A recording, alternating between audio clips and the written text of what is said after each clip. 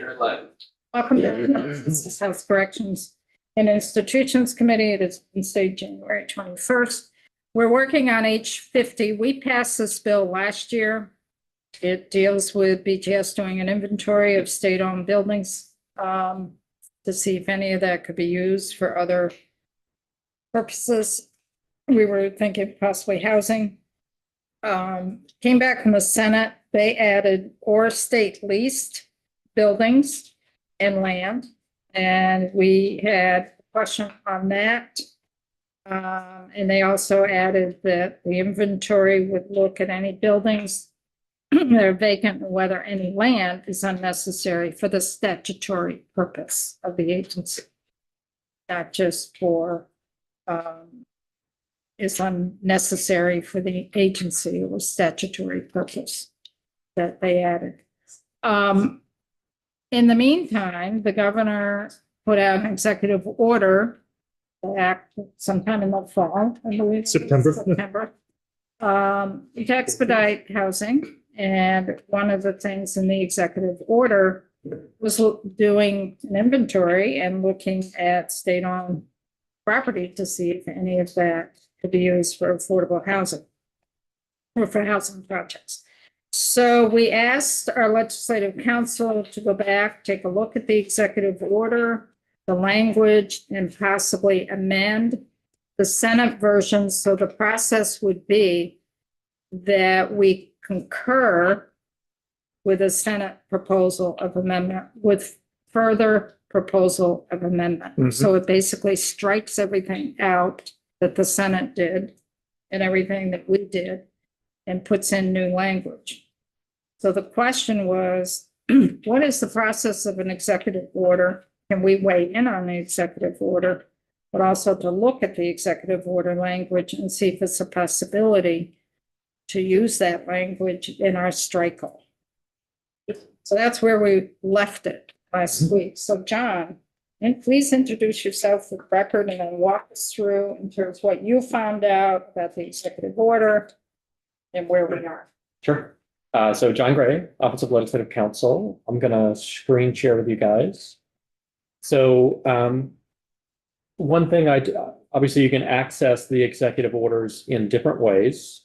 But, one thing I might point out to you guys is if you're on the legislative website and you go to the Vermont laws, obviously we have our different titles that you can look at. Just know that there's a Title III appendix in which you can find all of the executive orders that have been issued, whether they're active or not, and they correspond effectively to chapters that align with our titles. So in this instance, because it deals with housing and conservation and various things, it's situated in the Title III Appendix, Chapter 10, which is your conservation and development.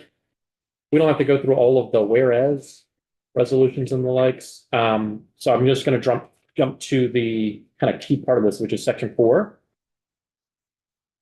So what you'll see in the executive order is this state land utilization and inventory of available properties by December 1st, 2025, each state agency and department owning real property. So that is a constraint that you're not going to see within the proposed language here. I've kind of aligned more, as you'll see, with the way that we had set up the inventorying process already.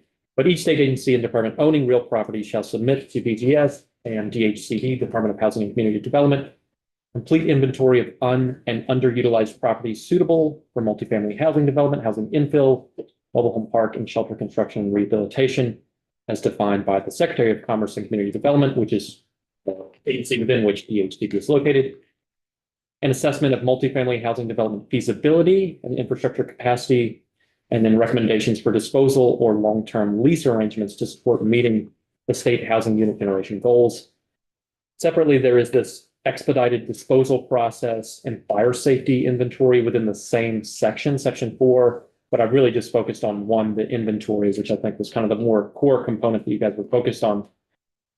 I'm not going to do a broader analysis of the validity or correctness of the executive order.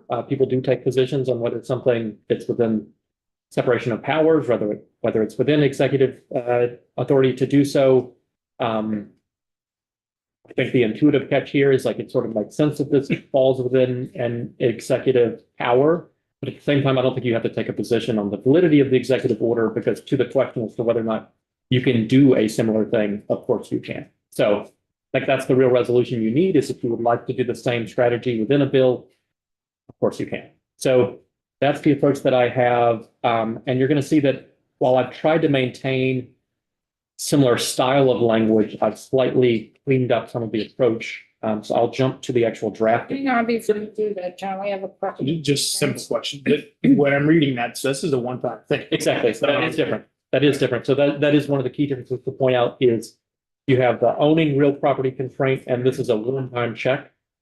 But what's being proposed in the draft is a regular, you'd annually receive, well, BGS would annually receive the inventory, and they would have to maintain that biannually, so they'd have to compile that data twice a year. And then biennially, so every biennium, the legislative committees of jurisdiction would receive that update. So that's true in terms of impact, administrative burden on the agencies to fill out this information. The proposal in the bill is substantially heavier than what you see here, which is a one-time check, right? So if the proposal came into effect, you would have this recent data available because the executive order contained these measures for December 1, 2025. But that's absolutely right that what's being proposed here is a regular process. So this is going to look fairly familiar because it's basically a mashing together of the executive order with the existing inventorying process. So section 1, we're looking at the same section that we were looking at previously. You're going to note that I have cut, although I can step this if you guys would like it.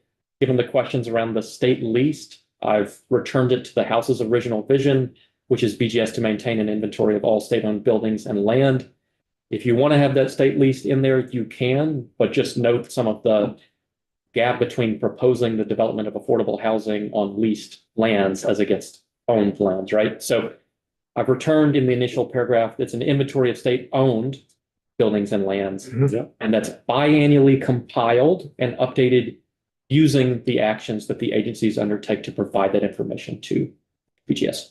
James? As we learned last year from our wordsmith down there, biannually can actually mean twice a year or every other year. So which way are you meaning it? I will just, so that's right. There is confusion as to what biannually means. I would say if you're just asking for what the most common usage is, and I can bring in my Brian Farner books, typically biannually means twice a year.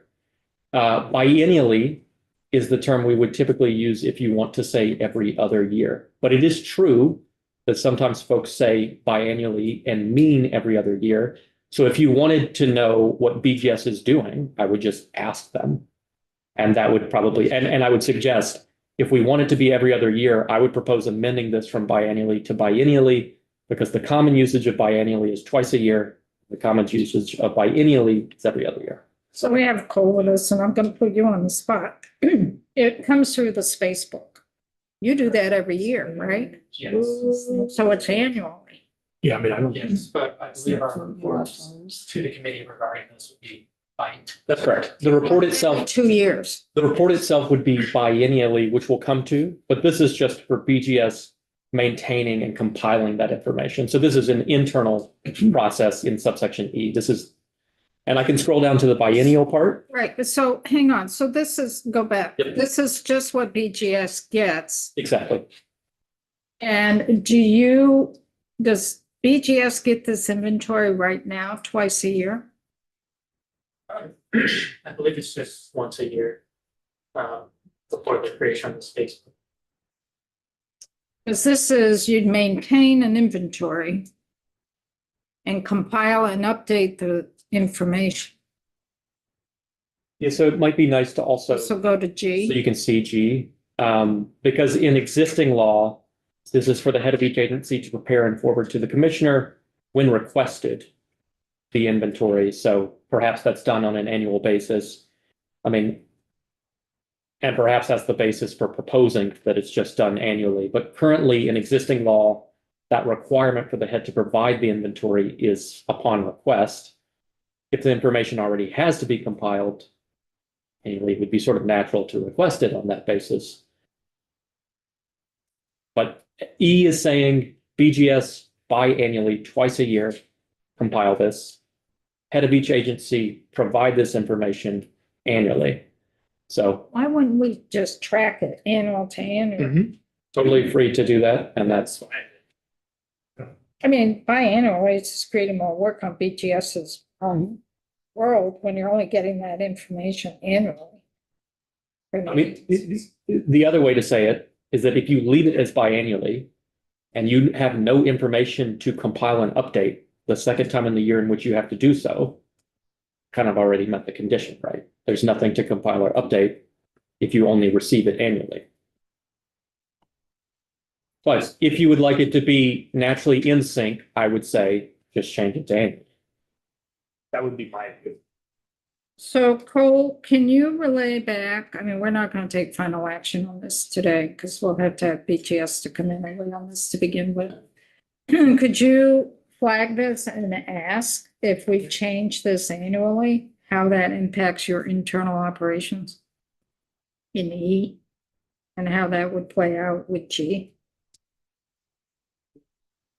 Can I offer why my not knowing anything about how it operates, why someone might have put biannually in here, which is that multiple things are contemplated. So one is receipt of information from an agency as to what it is doing with its properties.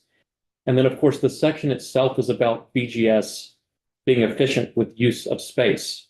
So if there's directives that go out to use space in a particular way, BGS would have that information and could update, right? It's compile and update the information. You would compile the receipt of information from the agencies and then updating if it was used the space in a particular way. But yeah, I think that is my best guess as to why you have the gap between the two, because why would you have a biannually and then an upon request? It's that you would be updating the information per the efficient allocation of space, which is the point of the section, is the efficient allocation. Well, you could have a major event like a flood that takes 5 buildings off your inventory because it can't be used. And then you've got to figure out where to move those folks. Yeah. That could happen right after, if it's biannually, then you can catch up on that, not wait for a year to go by. Kevin? Is it possible other government agencies rely on this list? I mean, if the value of Vermont's holdings need to be known by the federal government compared to Connecticut's or Massachusetts, that nobody else uses this information than us. It's not what this policy, it's not what this bill is about. You're talking about the DCS is maintaining, I'm sorry. BGS. BGS is gathering this information already. Who else uses this information other than Connor, who wants to find out whether we can? Me and the governor. Not the federal government. Well, I'm just asking if somebody else uses it. Maybe that's why it's biannually, because they look at it. I mean, Yeah, I mean, the purpose of the section, if you look at it as a whole, is about efficient allocation of space. So identifying if agencies aren't using all of the property that they have. And, another part of it is that the intention is that you wouldn't lease land unless you've used up state-owned land, essentially. So it's for BGS purposes. That's not to say that BGS might not use it in other ways, but it's not hard to make sense of the Okay. kind of logic of this. Like Harrison, once Cole goes back and asks the commissioner, we can talk about this a little more in detail, but no sense of really beating it to death until it gets back to it. I just have a quick question. So back up to line 9 on page 1. It says space allocation, inventory and use, leasing property, but then you go down and say, like, so. But you've got A, B, C, D, and E. A, B, C that we're not seeing. Yep. Would you like for me to pull up the statute if you want to see the? Full statute. Oh, I see. Yeah, A, B, C. Oh, gotcha. Okay, sorry. Thanks. Yeah, because one of the sections is about what's done for leasing, and if it's helpful, I can. Yeah. Okay. No, that's helpful. Thank you. No, and if it's, I would suggest too that if it's, I try to restrict drafting of the amendment just to show to limit the text to those pieces that are being touched. Yeah. But sometimes it's helpful to see the context of the whole. It's okay, John. Thanks. I mean, I can look at the older ones too, which are right here. Up there, we have to go to the statute. Oh, I see. Oh, I gotcha. To 29 VSA. Yep. So this is what the whole statute looks out. A sets out the definition for agency. B is for BGS to implement all reasonable and necessary measures to utilize all available space before any improved property not owned by the state is leased. So this is kind of efficient allocation of spaces. Commissioner has the sole jurisdiction, sole authority, and sole responsibility for making those space allocations. Sets out some provisions where that kicks in too, even if it's not state-owned. Commissioner to establish by rule procedures which all agencies would follow in the leasing of real property. We see E Hang on, I want to read that, go back. Yeah, no agency shall enter.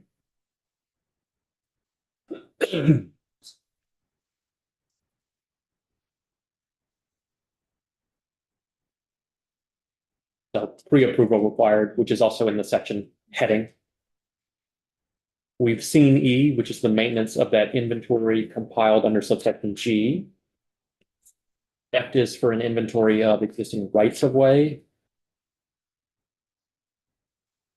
G, we see here, that's the process for the head of each agency providing the information, and that's what's being supplemented. So that says when requested by the commissioner. That's current law. Yep. So head of each agency shall prepare and forward to the commissioner That's what we're changing. in a format prescribed an inventory. So we've changed When requested. to annually. That's right. We haven't changed that piece, have we? Which piece? It's G. Okay, yeah, I thought that was another section. Okay. And then the last pieces here, no state-owned space, any state-owned building structure, or other real property under the jurisdiction of BGS may be leased, occupied or licensed for less than its fair market value, except, and you have conditions where you have exceptions. Yeah. And then I just sets out if there's conflicts, this section controls. So this is meant to be the determinative section on leasing and allocating properties.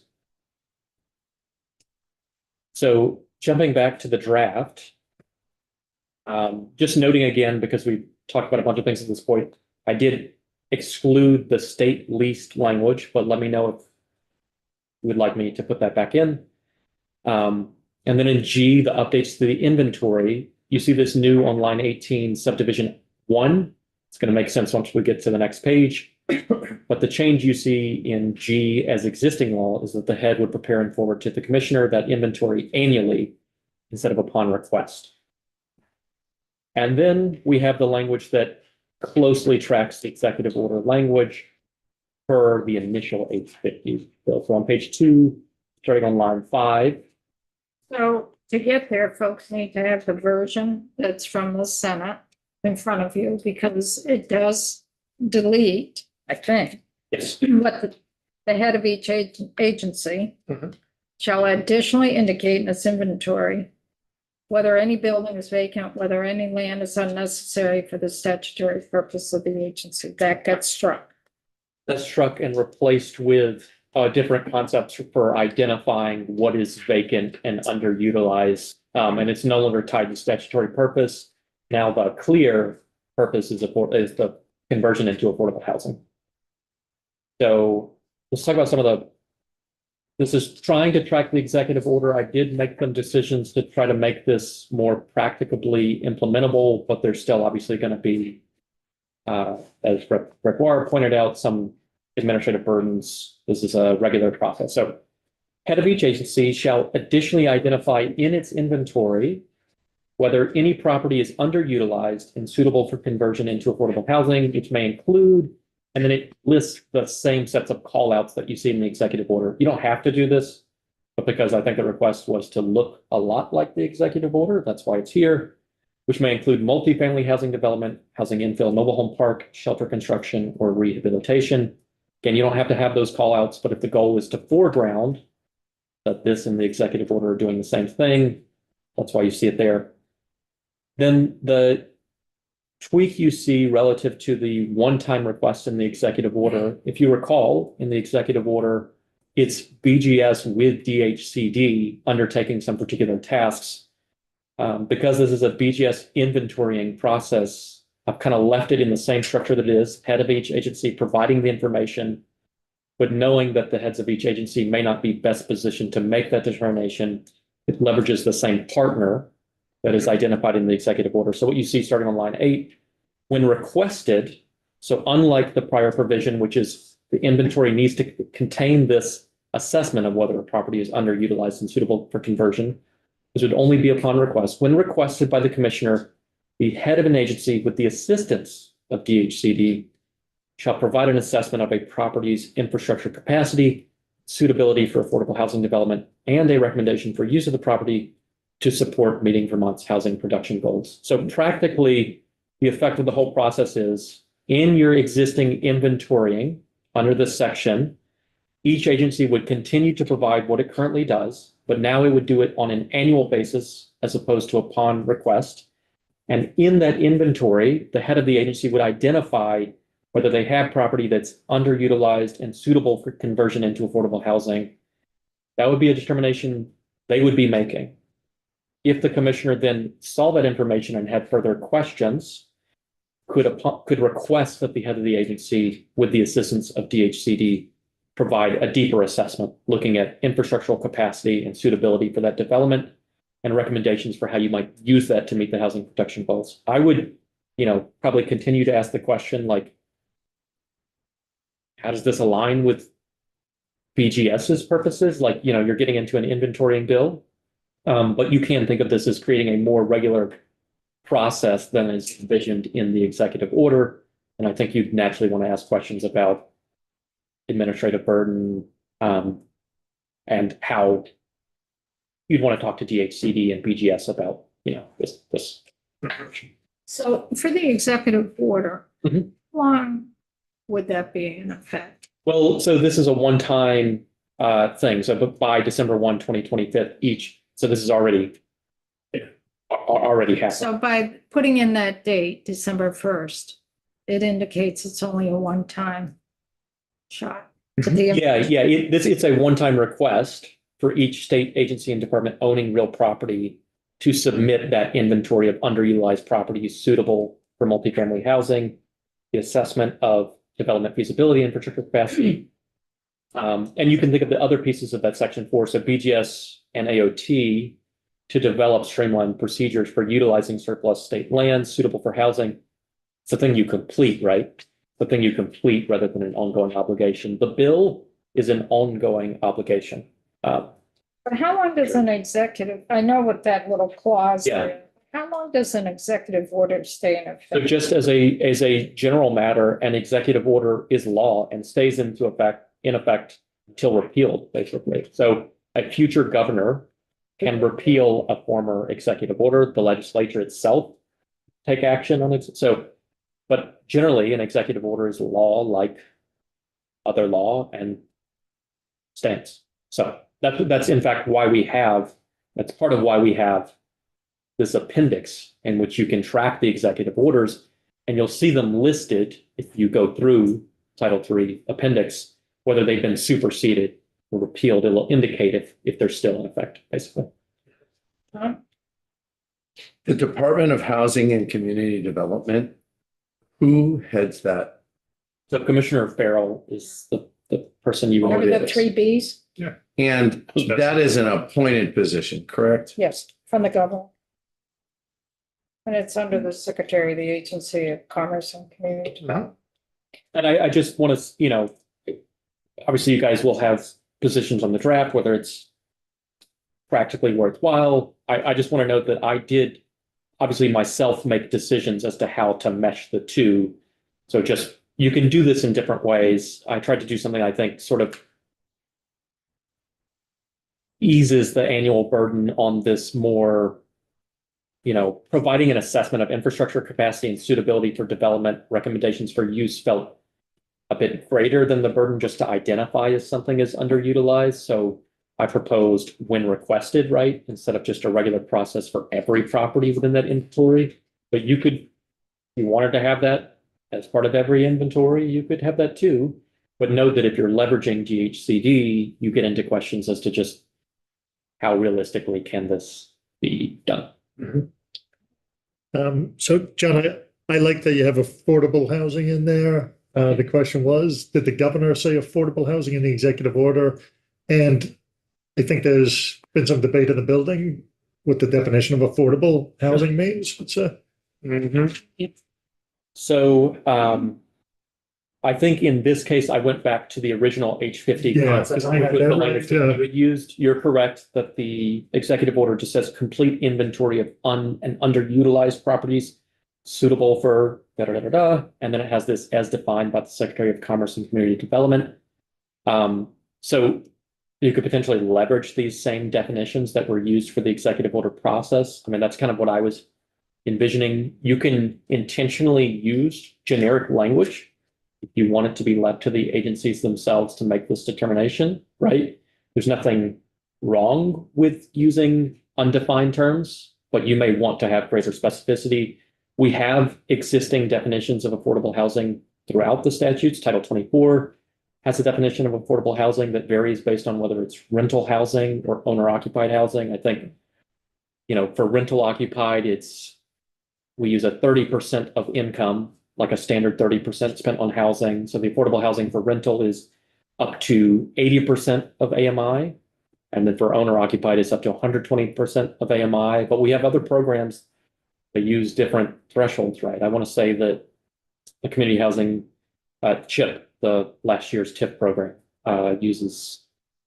it may leverage the existing Title 24 definitions, but an earlier version used up to 150%. So there's ways to, if you want to be specific as to what affordable housing is, you can do that. If you don't want to be specific that it's affordable, you don't have to do that. It could just be suitable for conversion into housing.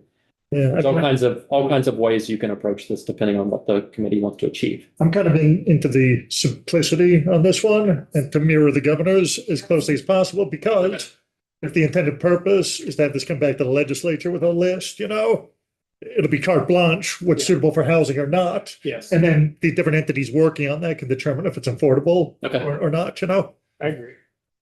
So is that a general request to strike affordable? I would just strike it, yeah.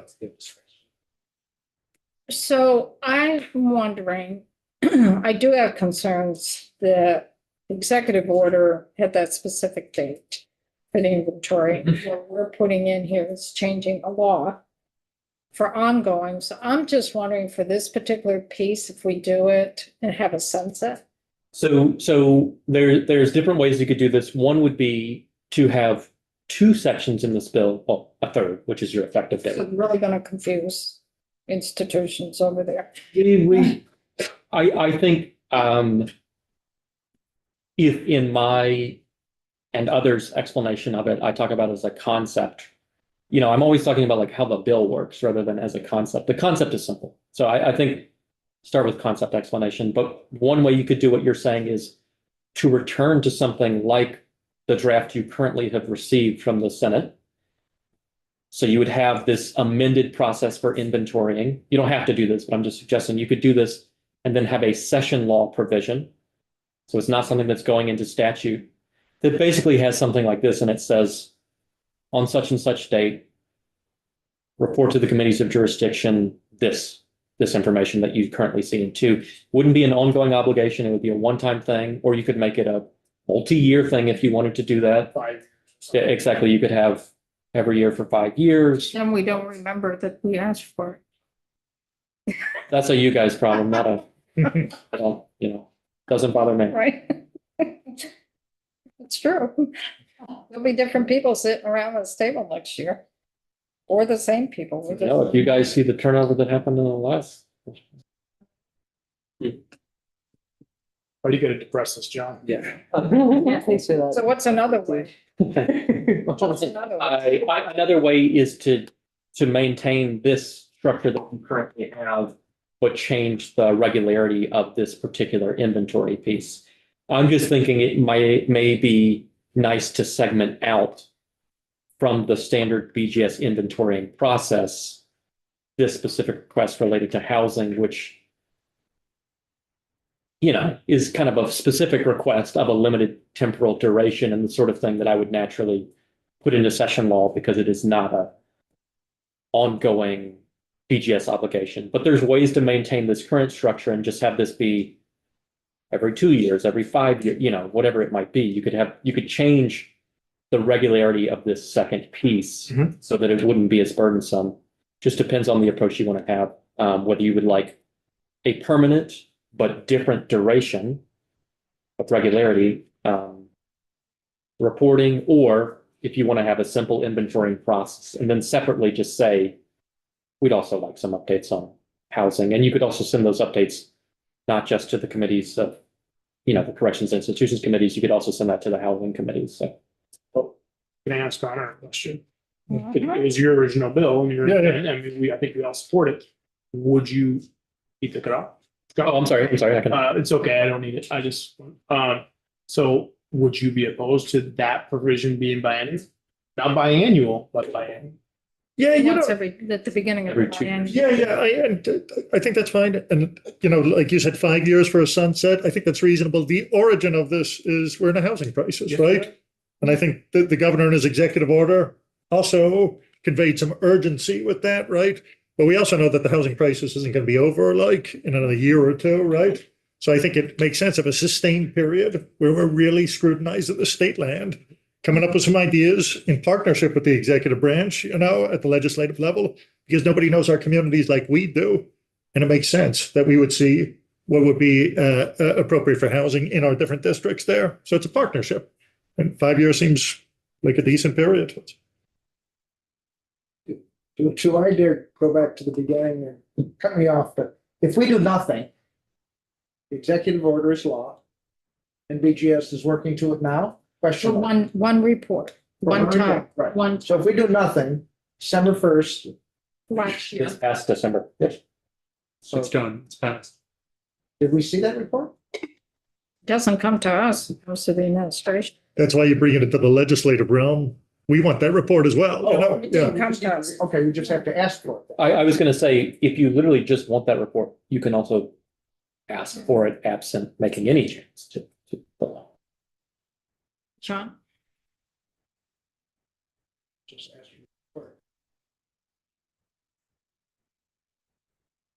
Well, the question is, do we want to change statute in terms of how they, Because I can tell you, They get the snapshot of that report right now is not going to be reflective of, I'll give the city of Montpelier as an example. Once we decide what we're doing with all those buildings and everything, right? Like, they different? it's going to be very different every year for the next few years, especially with flood impacted communities.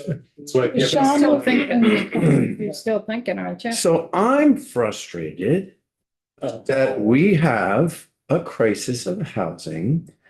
We walked through buildings last year that were basically mothballed, John. Okay. Well, not quite mothballed. They were Let me underutilized. say they were empty. They were, not now, though. No. That I'd like to know where we're at right now. Because it seems to me that there were places that this could happen, yet we have not heard anything yet of one floor of one building that we could use. Well, we looked at the Waterbury complex. We looked at National Life, which we do not own. Right. we I know. lease.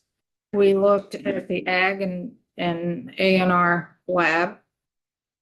Where else did we look? We were in the state police barrack, the state police building. Was that the, That was in Middlesex, no, we were in the one over in Waterbury. That's Middlesex. right. But we're the woman who met us out downstairs and walked us through there, and they have the. We were at main- the archives and then we went over to the The state old police barracks, barracks. yeah. That's in Middlesex. Okay. And There were a then lot, the- but there were a lot of places that we saw a lot of unused But space. Waterbury is full now. Yep. With a return to work. In fact, they're leasing space because we had moved the health department there. And National Life is not state owned. So a lot of space in National Life was through their own company Correct, that they yeah. weren't using. Our space was empty, but if people have come back to work for that.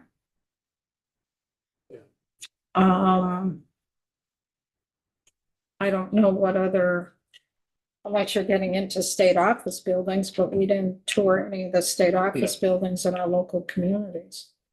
But you might be able to know if you received the report. Right. Let's at least look at what we got to see if it's not adequate.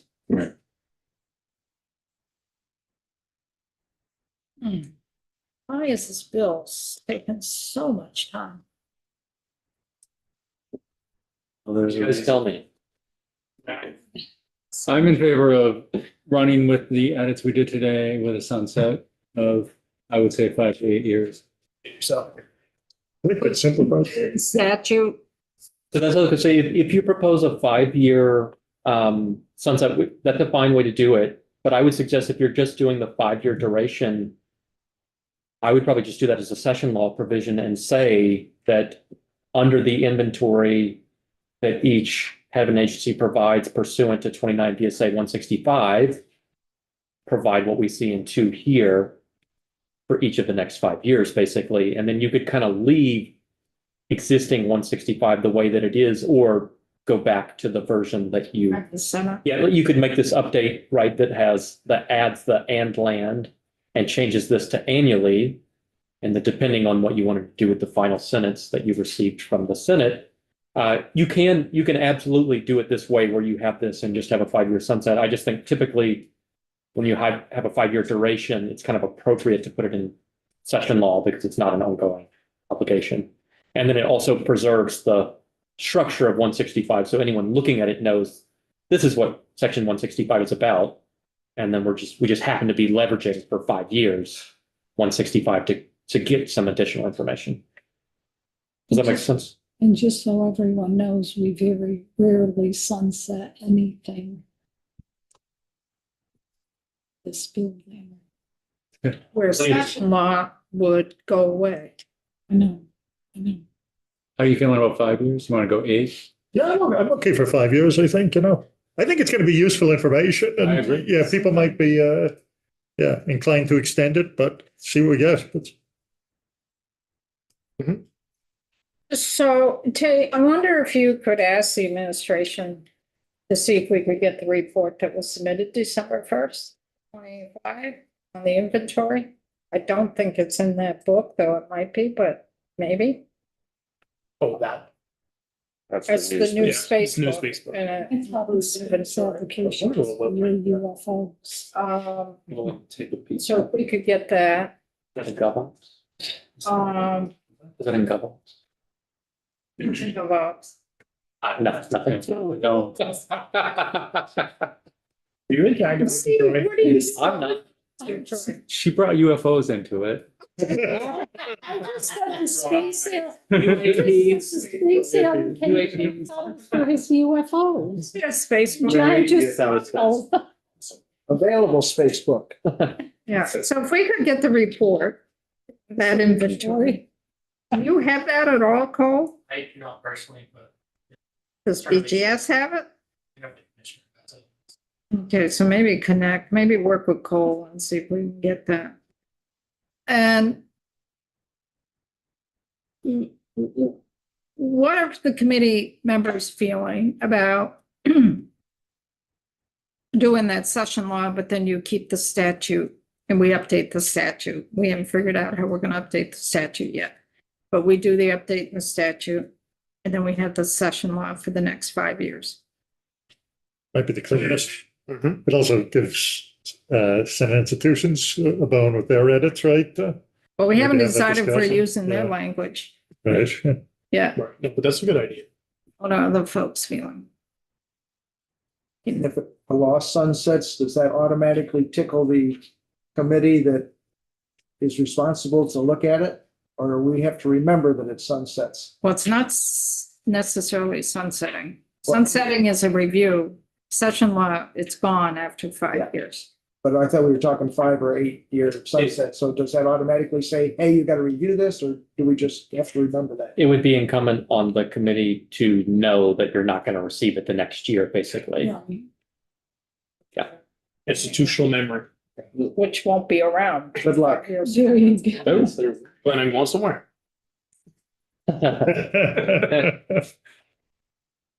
Um, Other folks?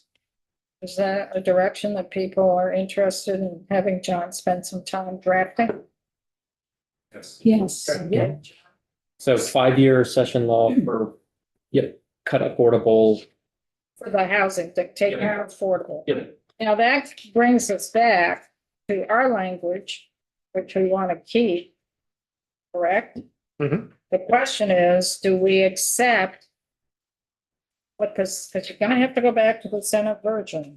Mhm. Do we accept what the Senate has added, which is also an inventory of state leased buildings? If that makes any sense, but I just, Yeah, I agree. We don't need it for what we're trying to do. But this is current law. I mean, this is Yeah. amending law going forward. I think, After the 5 years, right? I think if you're just trying to achieve some timely information for the next few years on conversion into affordable housing, meeting housing goals of the state, you can do it through the session law provisions, and then you have a separate question as to whether you think you can enhance 165, perhaps by adding and land to E, right? You may not need to touch G, except for depending on the regularity that you want to achieve. Because the final line, and it's you guys' call, but you had included, and the Senate had amended that final line of G to the piece that you were just talking about, including in its inventory an assessment whether property is vacant or not suited for the statutory purposes of an agency. That had been included to try to get at, in an indirect way, the affordable housing goal, right? So if you're getting it through the session law provisions, I don't know that you have to keep pursuing that sentence. You just have the separate question, what do you want to do with existing section 165? Do you want to change the regularity with which this information is compiled? You may or may not. And then do you want to add land to the inventory and or the Senate had proposed state leased, right? In subsection E. So, Subsection E has the least. and it's not in the draft that you Correct, guys correct. currently. Yeah, it's in the- You need yeah, Senate. No, it's in the, yeah. right. My issue with that version is least. Because not that I don't care that, like say for, I assume it means that we lease stuff. So National Life.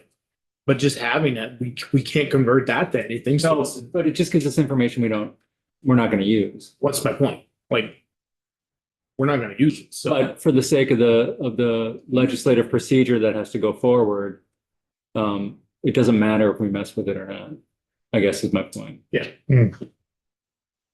To the extent that it's helpful, I think you guys already have it in front of you, but I pulled up the Senate proposal of amendment that we went through last week, and you can see the or state lease, which you guys are discussing. That's what's highlighted in yellow is what the Senate is proposing. That's what they proposed that is different against what passed the Yeah. House. Exactly. And you can see the change on page 2, the final line of G. Right, exactly. As passed the House, it said the head of each agency shall additionally indicate in its inventory in the format prescribed by the commissioner whether any building is vacant and whether any land is unnecessary for state purposes. That was the generic language that was used for the House. And it had been narrowed by the Senate to this statutory purposes. But you That's a have a little question on the unclear. term statutory. Does every agency have a statutory? That's what we were talking about before is, if y'all want me to look at that, that's something I can think about. I don't know definitively that they do, in which case Our language was. the utility of the, but the broader language also does mean that the head of each agency has to ask the question Can this be used by the? for any state purpose, and they may not be well equipped to, they may, but they may not also be well equipped to answer that question. So part of it is how useful is their compliance going to be if that's what you update it to, right? Because if they're just making a determination as to whether it can be used for state purposes, I don't know the utility of that information. Maybe they're good at it, maybe they aren't. When we went through this, if any, you remember that, Mary?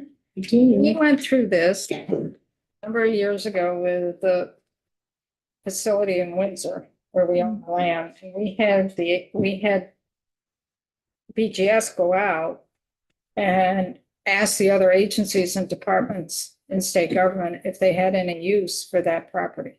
So we requested BGS to go out and do that. That's what was done. in And we got an the past. answer, Fish and Wildlife wanted some of it. Well, that was a little later and then that pulled out. Doesn't the local community want it in $1 million? Yeah, but that's not a state agency. Yeah, I know. So that's how we approached that issue before. We had BGS in the lead, asking agencies and departments if they needed it for their own use. For their own use. But BGS was the hub to get that information. But if the laws, No, go ahead. if the law's in place and the commission can't figure out whether land or property that they have or responsible for is usable or not, they have an obligation to ask the question and get that answer. They can't just ignore the law because they don't know. People do, but Understand, but we can't write laws because people are ignorant. I mean, that's not, you can't, I mean, I know what you're saying. I guess what I'm saying is you may think about in how you want to approach this, the feasibility of folks comply, right? Like, and in this case, it's a question of whether the head of each agency, if they're the one making the determination whether the land is unnecessary for a particular purpose. So you can imagine that the head of some agencies might be quite good at this, and others might say, yeah, well, I know, so then they should be obligated to find somebody who is good at it. I mean, if the law is the law, you theoretically are figuring out how to comply with it. You already did. Welcome to human nature. I like that, yeah. Well, I to be making laws for what people can or can't do is. Things change. Things change. So I'm just trying to figure out how to work through this. So we've got session law piece, which we need BGS to weigh in on. So if we could set up some time. I don't know what we got for the remainder of this week or next week for this. We have an hour on Friday. We have an hour on Friday morning. I don't know if John's available. 1 second. Is Wanda? 11 to noon. I could do that. I could do that. Can someone from BGS be here? I think so. Okay, and then if you could get the language, today's what, Wednesday? If you could get the language in shape for the session law. it's gonna Sure. Look a little different structure than this, and take out affordable housing, put in housing. And then the underlying real law. Flag. In section E. Biannually to annually, flag that, just have the commissioner weigh in on that. And I don't know what we want to do with state lease buildings and land. And then the statutory purpose. I don't know where we are as a committee on that. I thought I generally heard scrap leased, keep land. right? Yeah. Yeah. Yes. Okay, so if we scrap lease. State leased or state leased. And then what about the statutory purpose instead of? We had state, right? Yeah, whether any land is unnecessary for state purposes.